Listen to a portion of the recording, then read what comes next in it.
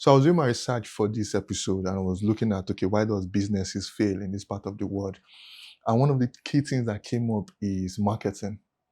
Like businesses earn 60% of what they should earn, 60% less of what they should earn because they have poor marketing. That's why I got in touch with you and I said, okay, let's do this episode so businesses can know how to market better. But before we dive into it, I want to know, why should people listen to you when it comes to marketing? Okay. So let me first introduce myself, just in case I'm not a robot. My name is Cyril Nwaoha. I have been in marketing communication all my life. I've actually worked in marketing communication for over 20 years. I'm quite particular about small business because I know they are the bedrock of every society. Absolutely. They make up 90% of the African economy. And if a small business fail, it trickles down to the home. Very true. And I'm quite keen on using this podcast to help them more successful. I'm a small business owner. I own a fashion brand. How do I stand out in the market? What do I need to build in terms of my communication style, in terms of standing out in the market? And how does this influence my content?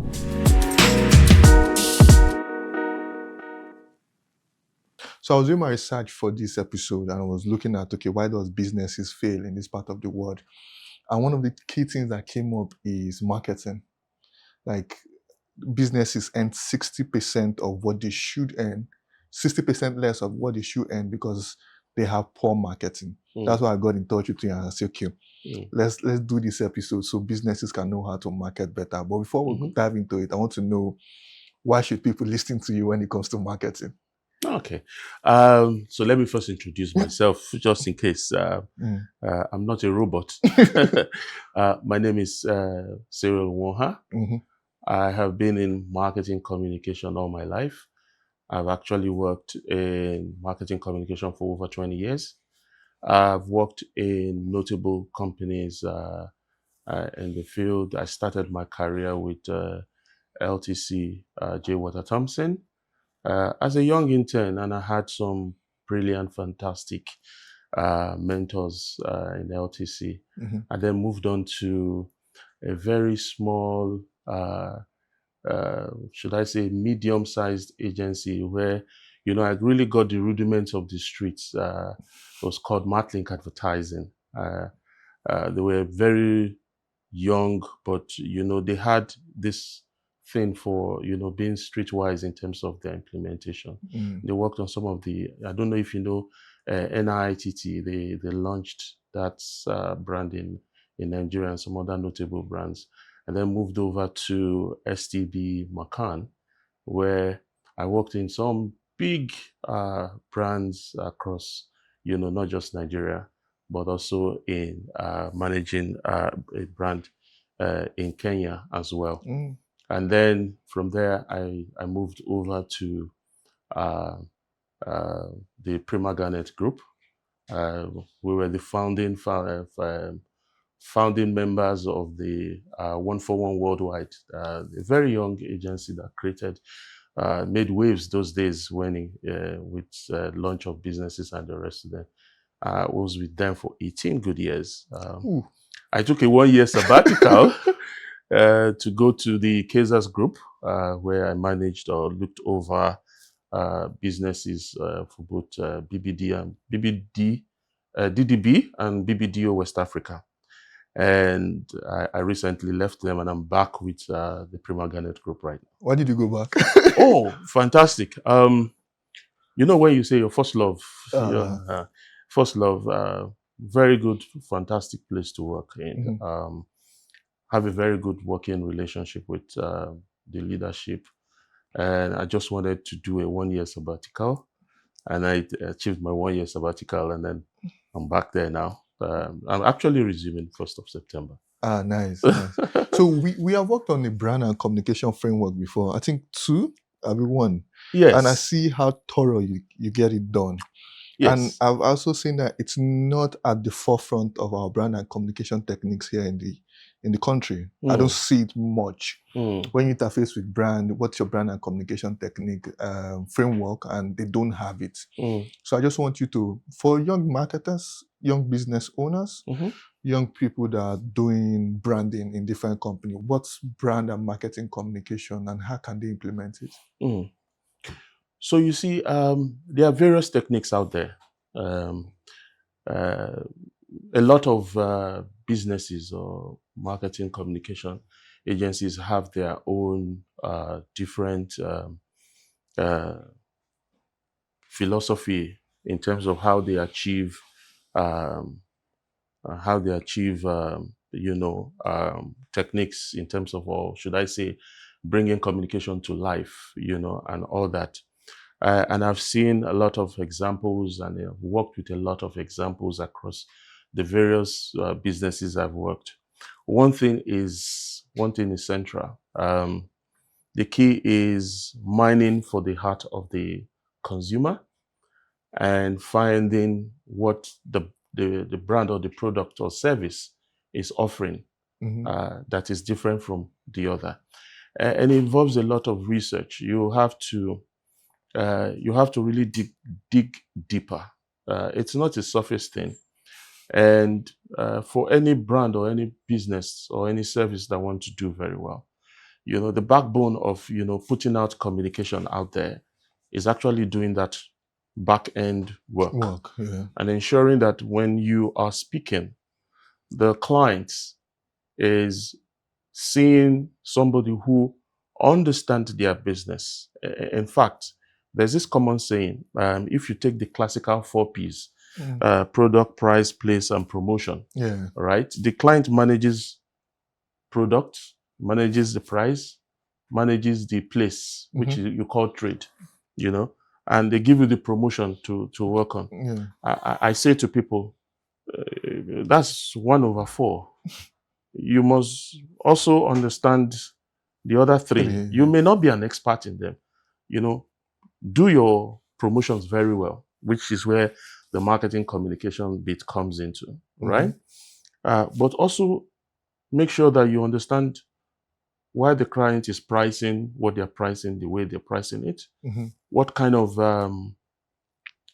what's the DNA of the product? You must interrogate the client. You understand? Let them give you, why is this product coming to being and why now? What is that difference between what the competition is offering and what you are trying to offer? Mine that thing, dig deeper with the client. And then, of course, have a constructive conversation with, why do you think that this is the best channel for us to use? Because sometimes some clients will tell you, oh, this has been working for us and we want to continue. You just don't take it and say, okay, the client says this is working. Ask the questions, why has it been working? What are those data, if you have any?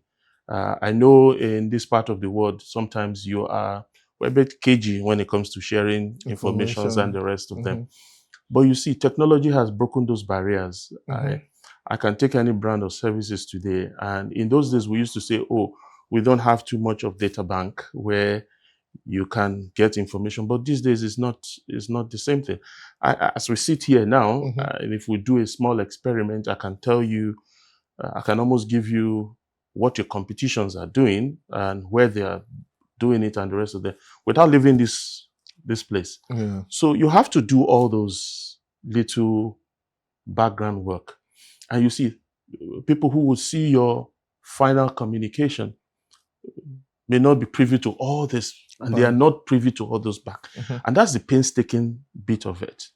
Because when you then come out with a very good commercial or a very good art or a very good, and it doesn't necessarily need to be audio or visual, it might just be something else, all right? It might even just be a simple leave behind, you will see somebody wanting to take that and hold it because that thing will hit a chord with them.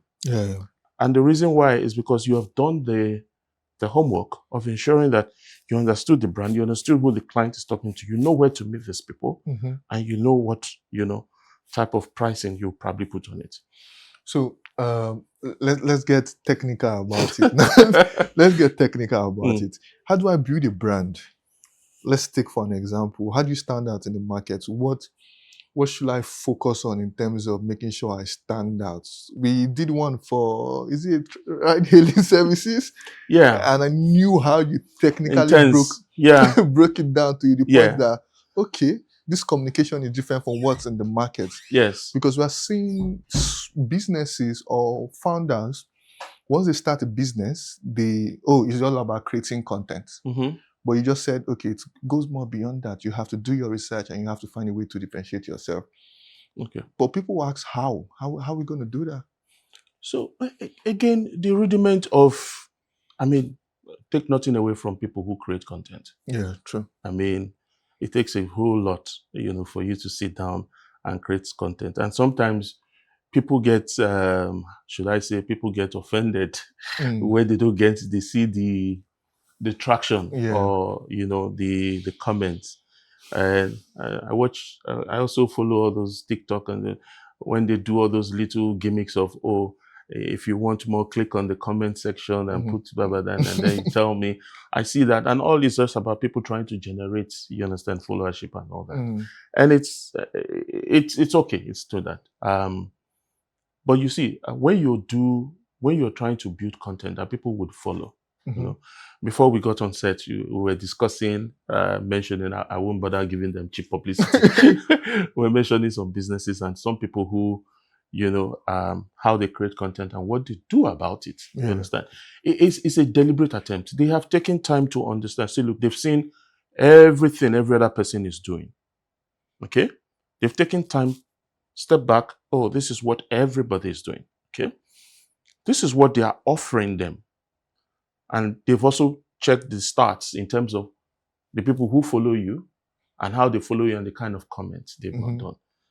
So if you want to be different from them, you will understudy what they have done Mhm. to say, okay, if this is how they do it, including when they do their podcast or when Yeah. they do place their commercials, or when they, you know, uh, when they tweet or X about their product Mm, or whatever, you will study them. There's a deliberate attempt. People have known us saying that, oh, traction online is heavy at this time, at this mm, point in time, particularly when you want to do certain services, or you want to uh, promote some businesses or products.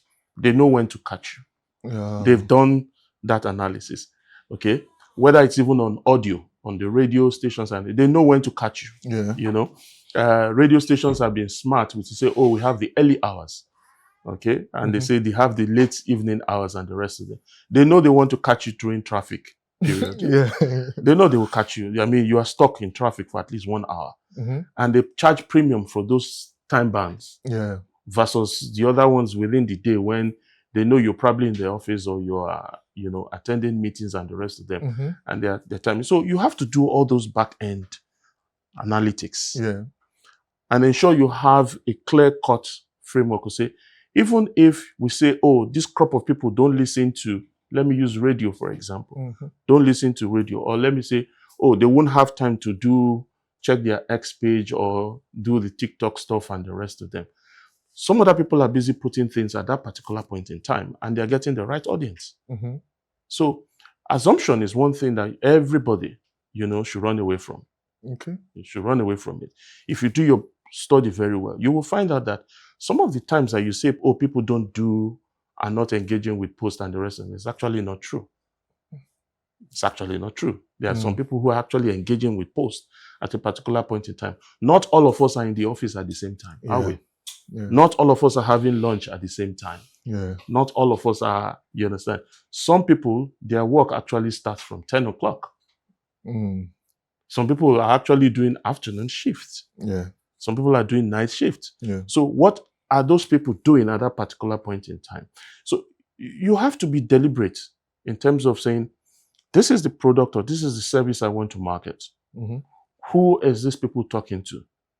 Or who do they want to talk to? Or who are they intending to talk to? Mhm. What kind of, you understand, communication will catch them versus what every other person is putting out there? How do I map their journey along the day in such a way that my content will be the one that they'll probably be looking forward to seeing versus others. And don't be in doubt that they would, you understand, see a lot. A lot of people are within that same sphere and space. It is finding which appropriate dot or time will be most effective to communicate to these people. There are a lot of frameworks. Like I said earlier, a lot of businesses have frameworks. Teach us one. Teach us one. That will be revealing. No, we could just pick one. And so let me use the basic one everybody know. So they call it communication framework. Yeah, okay. So you talk about the audience truth, the brand truth. You understand? So when you say the audience truth, you're talking about what is unique and truth to these people you want to talk about or you want to target. There must be a truth. So let me take Kelechi, for example. Kelechi is a young, fine man. He likes to, and I want to market a cosmetic product to you. Kelechi is the guy who spends hours making sure that his facial appearance, his skin is looking lit so that by the time he does his post on blah, blah, blah, and the rest of them. So what is that truth about you when it comes to a cosmetic product? I care more about my look. Exactly. So you have to break it down. It's just you care about more your look, but there's a whole lot more. Would Kelechi be the person who would spend? Should I say? Would it be the person who would spend time, not money? Now, money is not always the starting point. Yeah. Would it be that kind of person who would spend time to, know that he's coming for a show today, go to a beauty salon to ensure that he's looking well trimmed, proper, and the rest of them? What kind of beauty products would I market to him that would meet that desire of what he wants to or how he wants to look like? So you put all those things in perspective, audience truth. Now, let's go to the brand truth. Okay. So why must I be the brand that Kelechi is looking for? What is that thing that Kelechi is looking for that connects, that my brand says, I have more than brand A, B, C, and all that? And why do I stand out from all the other brands? See, now when you find what the audience, you understand, want, and what this brand is offering better than the other brands, and there's a connect with, Kelechi will look for this brand to, you understand, make him look different from every other brand. Then you can now say, okay, the brand is offering this. Kelechi wants this. This is where they meet. Then you create what they call the big idea. Now, I've just summarized something that is very elaborate. In fact, there's a part of it that says the brand truth, the cultural truth, because you have to also look at culture. Okay. In some places. Some other framework will tell you, you have the brand truth, the cultural truth, the audience truth before you get to, that's what they call the big idea. Sometimes the convergence point of, okay, if this is what the culture is, if this is what the audience truth is, if this is what this brand is, you then, you mix the on. You turn it around and say, okay, if all these things are aligning, then this is the message the brand should be pushing. Nice, interesting. And let's talk about brand archetype. I see it in some of your. I've seen it in different documents. Brand archetype and brand personality. How do you get brand archetype, and why is it necessary for brands? So, brand archetype is not something you conjure. There are platforms where, again, these are software that you have to. Again, you plug in answers. You know how they say garbage in, you garbage out. Yeah. Right. You must be true to when you want to generate brand archetype, they actually, again, I don't want to give credit to this is on this podcast, but you actually have softwares that you use. Some of the softwares I subscribe to. Okay. And we pay subscription accordingly for those software and the rest of them, even though you will probably have a trial version. Mm-hmm. Is on the surface. Mm-hmm. But when you go deeply and you do subscription and the rest of them, you get uh, you get a full dose of what you need to get. Now, for you to generate a brand, you don't just brands don't just generate archetype. You don't. It's not something you pick up and then slam on the brand. Even if you wish, uh, let's say for example, you want to be a jester brand, or Mm-hmm. you want to be a hero brand or a ruler brand or whatever. You don't just pick it and slam on a brand. You have to run that. On the platform, you have to. There are a series of questions Mm-hmm. that the platform will bring towards you, and then you must be true to answering them. Okay. And then when they generate the answer, so some of those questions will what is your prominent most color? What is your most significant in? Why are you different to you from this brand? Why do you think your brand is different from this brand? Are you a social brand, or you a ethical brand? Compared to, there's so many things. Well, how do the brand see itself? Are you a teacher? Are you an educationist? Are you this and that? There are a series of questions. Now, again, it is you, the brand owner, that you must be true. You must feed in. Of course, for you to generate, when you're building a brand, you Mm-hmm. know what that brand is coming to do. Mm-hmm. You already have those answers. Now, when you plug it onto those platform or that, software, and you've answered in all sincerity, you're not trying to be who you are not. Yeah. All right. You plug it out. The platform or the system will give you the answer to say, this is who you are.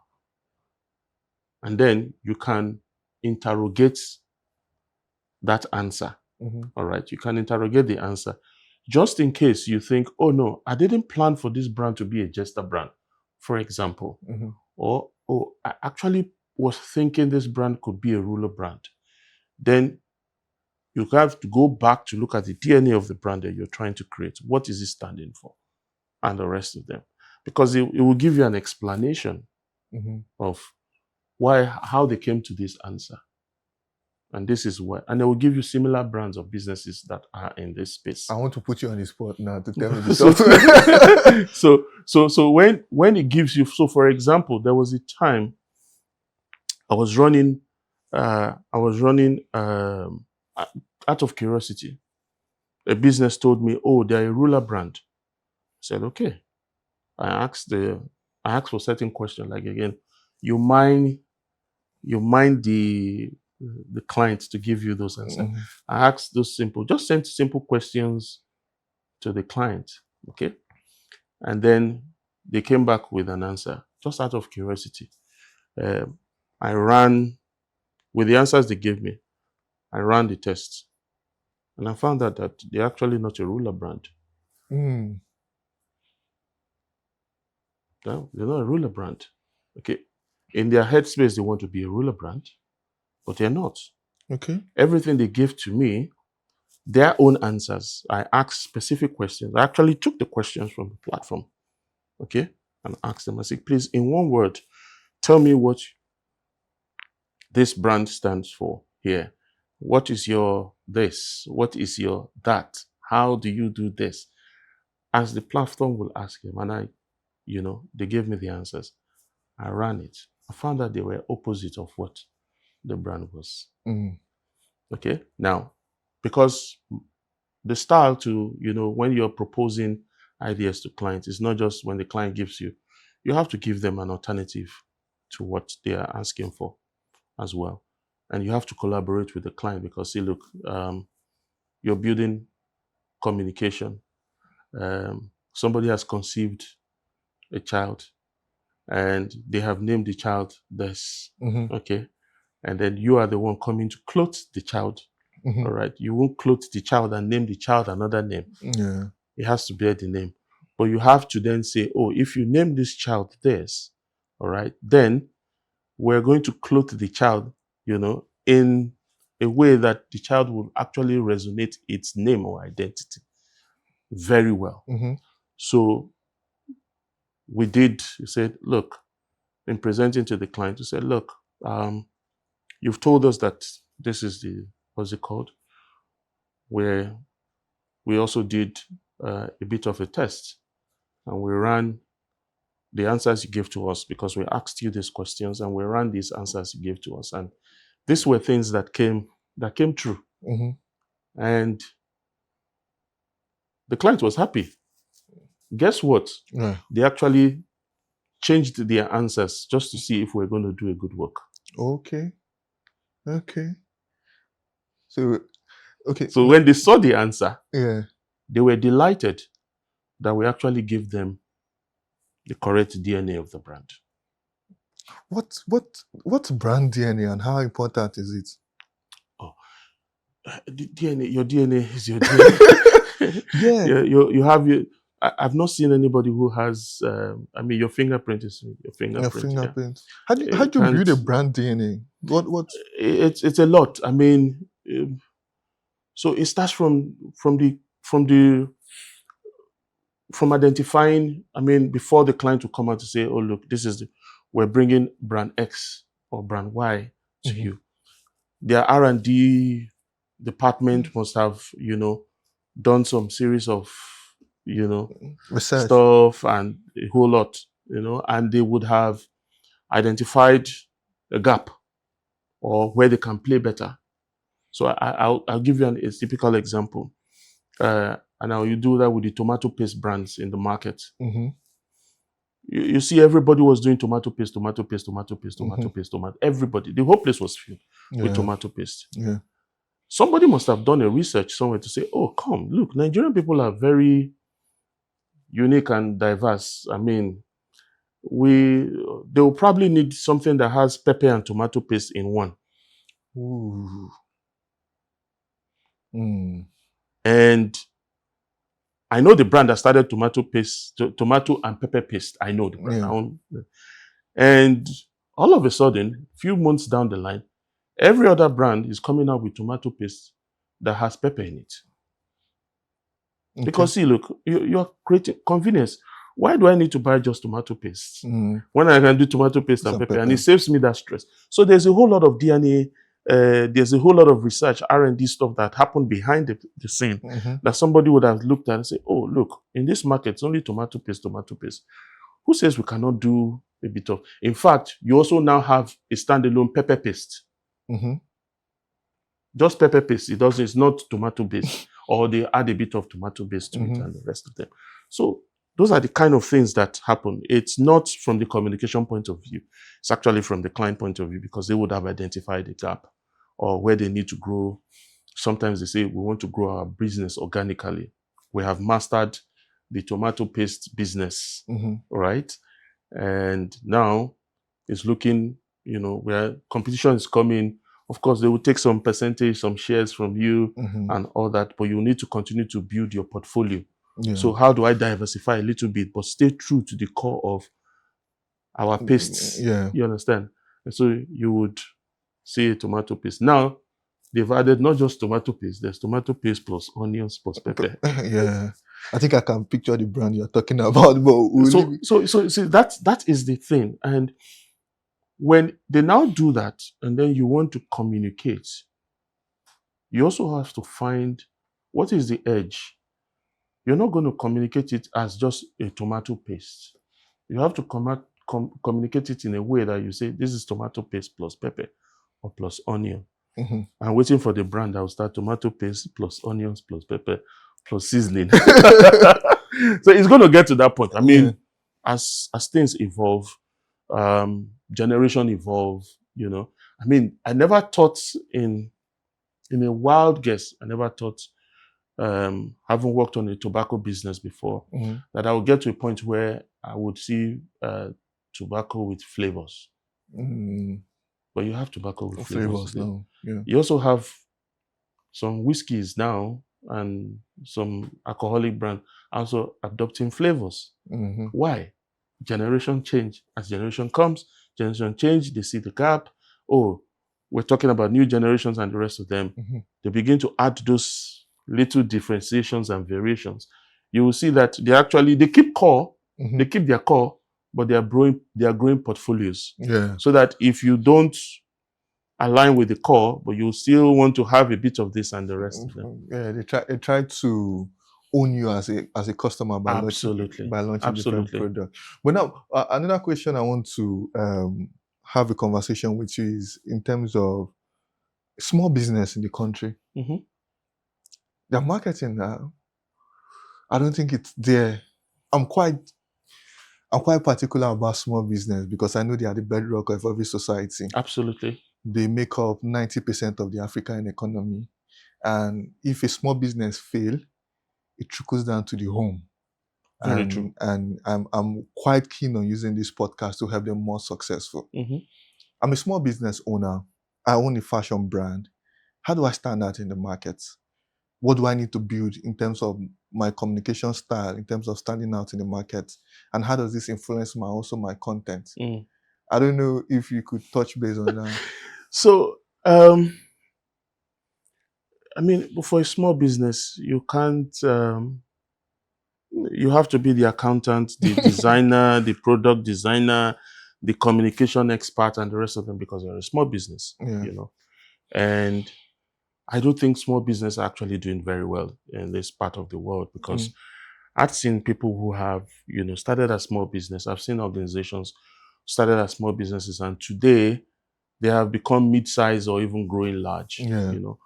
Part of the problems we say that if the first few years of starting a business is the most difficult, you know, if you survive the first 2, 3 years and you survive the fifth year, I'm sure you must have gained some expertise that would, see you through maybe help you terrain the other parts of the whole stuff. So what I will normally advise a small business to do is, right? I know um, they are a bit more. It's an idea thing, and they do all the finances, they do all the marketing. They are the ones posting on Instagram. They are the one posting, and you can understand that because they don't have the bottomless pit, and it's a good thing to start with.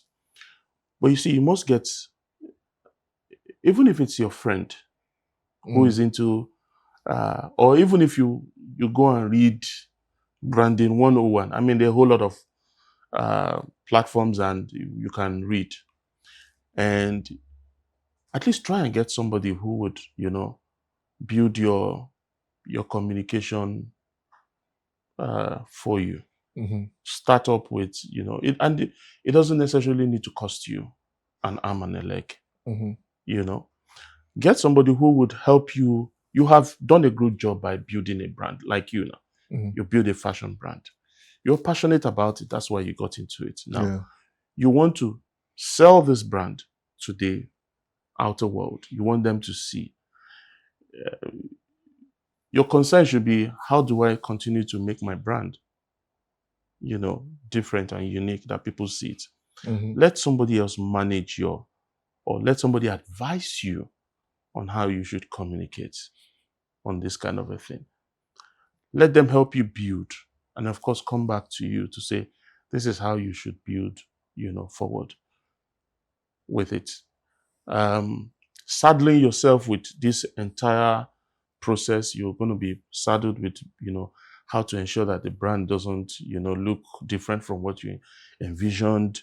Um, what kind of pricing you will charge the guy at Alaba, and and all those places, or should Mm-hmm. you take it to Kiarin or whatever, and you are busy running that, and you also trying to know what kind of you're busy, what kind of communication or content do I need to put online, and the rest of them. You try and, stay true to what you are building a brand. I know a friend who is also into fashion and the rest of them. Mm-hmm. And one of the things, I I talked to him about when, he reached out, and I said to him, look, you know what?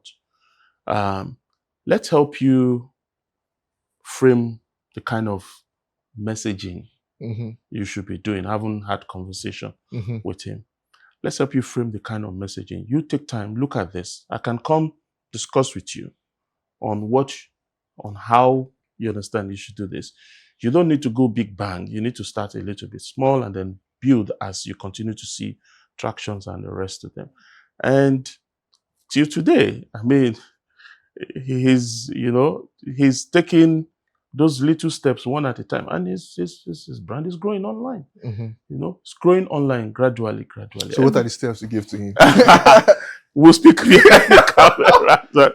Let's talk behind the camera after. No, but because serious, it's all about them getting value that they can take in and implement for their business. Yeah. So what steps do you advise me to take now for my business?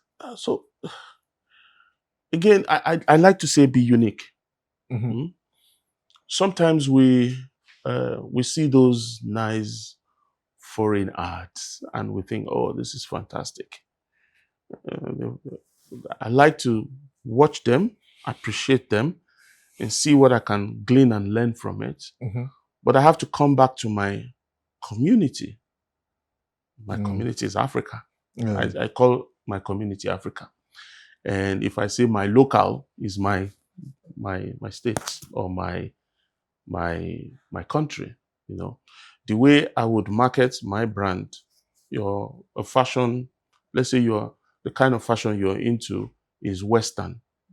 The way I would market it here is not the same way I would market it up north. Okay. Not that they don't wear it, but you have to be cultural sensitive as well. You have to try as much as possible that for whatever you're doing, you understand the nuances of the place you are going to market. You can't, you can't go and market something, to a community that are not in tune with what you are selling. You have to probably find a way to you understand, to do it a little bit differently. So there are ways and systems, and you have to study your environment. You have to know that, look, my market is, let's say if my market is in Kano, how do the people in Kano, how would they see this kind of clothing? How would they see it? Would they appreciate it? If the answer is yes, then how will I sell it to them? What kind of messaging do I put? Do I speak to them in Arabic, in English, in Pidgin, in Kanuri? You understand? Or in Hausa? What kind of, you have to take all those in context. Now, if you do your analysis and say, oh, Kano may not be a very good place for me to market this. Maybe I should look further down and say, oh, maybe Kaduna is a more liberal place. Kano is a little bit more, you understand? Conservative. So maybe Kaduna or maybe Abuja. And you see the challenge or the mistake most times we do is we sit down and say, oh, once I get into Lagos, or once I get into Port Harcourt, or once I get into Abuja, yes, it's good to project based on the people you see. But your brand may even be more admired by somebody in Ibadan. Okay. Or somebody in Bayelsa. Or somebody in Ebonyi. Wow. You understand? It may be more appealing to them. It's just for you to do those small kinetic check and see, you understand, which market would be. It's a test case, but at the end of it all, you keep fine-tuning and fine-tuning and fine-tuning, and eventually you get to the point. So market analysis is a big deal. Absolutely. I mean, you can't push it aside. No, you can't. You want to succeed in marketing, you don't do your analysis, I mean, you're going nowhere. How do I do my analysis? Yeah, everything we've said. I mean, take your environment, take your brand, take the target audience, take your the cultural nuances of those places. How does this play? How would my brand be perceived in this kind of culture, in this kind of environment, with this kind of people? How would they warm up to messaging like this? Okay. And you don't need to physically go there to test. You understand? There are a lot of literatures and examples of businesses and brands who have done something similar or almost the same thing in those places that you could see the results, positive or otherwise. You could see the results. So it's for you to glean those results and begin to say, What did they do right? How can I amp it? What did they not get right? Mm. How can I be different? Mm. Who did they sell to? Who am I prospecting to sell to? Mm-hmm. So you have to do those small analysis. Mm. If you don't do it and you just say, oh, I've produced chin chin and I'm coming to sell chin chin in Yaba. Ooh. Maybe the people who want chin chin are not even in Yaba. Yeah. Maybe they're not there. Okay. So before we move on, I think I want to ask a question on digital trends, but before we go there, I want to focus more on understanding target audience and the big idea, because I feel like the big idea shapes all your communication. I don't know if I'm right. So when you have a big idea, the big idea is something that is scalable. When you say scalable, if I say for your own good, for example, if my big idea, and your big idea can be a phrase, it can be a sentence. It doesn't really matter. What's the But big idea? the big idea is that one sentence, one phrase, say, that communicates the essence of what you want to say about the business, communicates the essence of what you want to say to the target audience. Now, what you see almost like 90% of the time is not the big idea. Brand tagline. It's not the big idea. Okay. The big idea is something that can be scaled into what you can now generate what they call a creative interpretation. And I'm going into into a lot. Please. There's a creative interpretation. Your big idea is not what sometimes you see in your communication. Your big idea is that thing that is scalable. That somebody who is a communication expert will see your big idea and say, I see this. If I put a spin to this and say this sentence or generate a creative interpretation, your big idea should generate your creative interpretation. Sometimes your big idea can actually be your creative interpretation. It suddenly happen. Okay. But most times people take your big idea, the creative expert take your big idea and turn it into, you understand, a creative messaging that the audience will see. Okay? Now, it is that big idea that's given birth to that creative interpretation, which now people are enjoying. They don't see your big idea. They don't. Sometimes they don't. Most times they do. Your big idea can just flow straight. The person can say, oh, no, it's fine. We'll work with it as it is. It's the right messaging. They can then begin to mine it and give it, How do you shape up a big idea? So we started from it. The audience truths, cultural truths, brand truths, and then, you get to the big idea. It's a technique you have to learn. It's not 1 + 1 = 2. No. No. You have to think about it. You have to mine it and say, look, let me say a caveat. Marketing communication is actually science. Okay? Behavioral science. Where you're looking at everything that has been generated and you're saying, this is a kind of behavioral messaging that will help push or will communicate the essence of what this brand wants to say. Okay, so we didn't establish that, but I'm establishing it now. So, it's not just, if you get the cultural truth, you get the audience truth, you get the brand truth, you get this, and then you just get a big idea. No, it's not like that. It doesn't work that easy. You have to look at it and then say, okay, what's the underlying message between all this, that's coming out from all this, that will now create that will give you that big idea. Yeah. So target audience. It's the bedrock of all, because you need to know who you are speaking to. Absolutely. And how you are speaking Absolutely. to them. So I know you hate me asking all these questions. No, please go ahead. You're telling me, Kelechi, I'm not interested in marketing 101. But the question is, how do I generate my target audience? How do I get to know, okay, this is my target audience, this is not my target audience? Because I feel like if you miss it, you just be speaking to nobody. Okay. So you don't generate target audience. Okay. You don't. From the time, let's go back to your fashion line or your fashion. When you were coming up with the designs, the kind of clothing and the rest of them, who do you have in mind you want to sell to? Mm. Something must have popped up in your head space to say, I want to sell to the 60s and 70s. Mm-hmm.